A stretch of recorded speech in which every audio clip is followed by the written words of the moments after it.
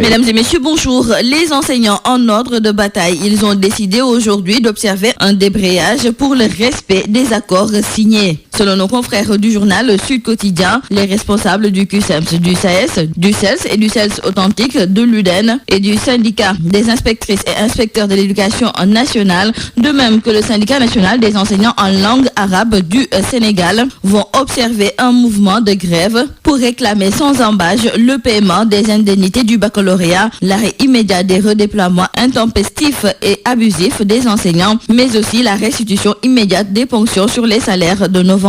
Et nos confrères du journal Sud Quotidien qui nous en parlent nous indiquent aussi que ces syndicalistes rejoignent ainsi la Fédération des enseignants, une organisation regroupant 12 syndicats qui avait observé un débrayage avant-hier lundi. Restons avec nos confrères du journal Sud Quotidien qui nous indique qu'hier, le chef de l'État Macky Sall a inauguré l'hôtel d'affaires de Diamniadio dénommé Radisson Hotel Dakar Diamniadio. Et à cet effet, le chef de l'État a listé une panoplie d'infrastructures déjà opérationnelles en construction et en projet. Et c'est pourquoi il soutient que Diamniadio va être l'épicentre de l'activité économique du Sénégal. Et également, l'occasion a été saisie par le chef de l'État pour magnifier l'exemplarité de la coopération avec la Turquie, grand maître d'œuvre des projets dans la nouvelle capitale économique du Sénégal. Et justement, en parlant des réalisations au niveau de Diamniadio, nos confrères du journal Le Soleil nous reparlent de l'hôtel Radisson de Diamniadio, mais aussi le palais des sports de Diamniadio ou Dakar Arena qui sera bientôt réceptionné.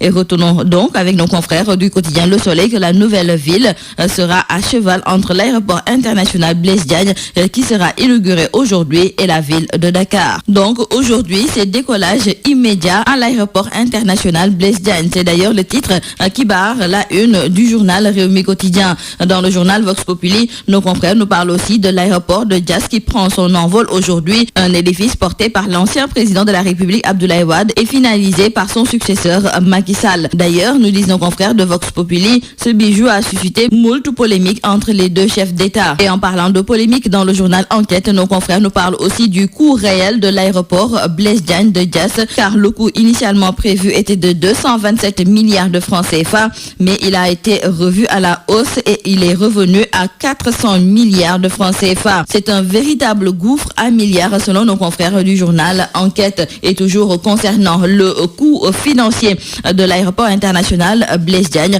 nos confrères du journal L'Observateur nous précisent que l'aéroport a coûté 775 milliards et non 407 milliards de francs CFA. Concernant le remboursement de cet argent, nos confrères nous parlent de 20 à 30 milliards tous les 6 mois à partir de juin 2018 jusqu'en 2032. Mauvaise nouvelle pour les partisans de Khalifa Sall. L'État du Sénégal refuse la proposition du maire de Dakar. Les conseils de l'État ont dit aux doyens des juges qu'ils ne veulent pas des biens immobiliers offerts par Khalifa Sall et ils ne sont pas prêts à reculer. Ils veulent du cash et rien d'autre. Donc, pour nos confrères du journal Libération, l'État rejette les cotisations de Khalifa Sall, ce alors que le parquet prenait un réquisitoire pour demander le renvoi en correctionnel de tous les mis en cause présumés. Et hier, le responsable des sages du Parti socialiste a fait un véritable plaidoyer en faveur de la libération provisoire du député maire de Dakar.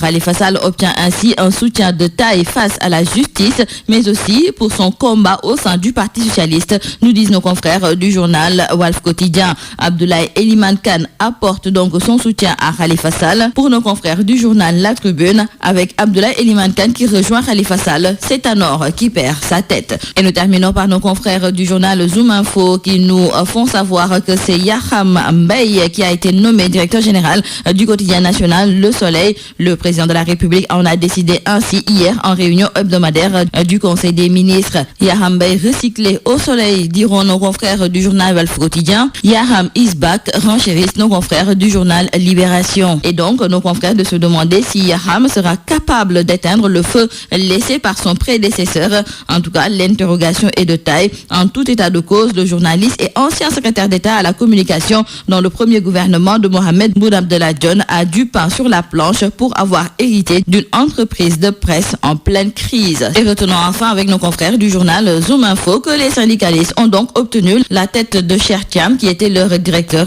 général. Cependant, la section Saint-Pix du Soleil ne veut plus d'un Cheikh Thiam bis. C'est tout à vos journaux et très bonne lecture.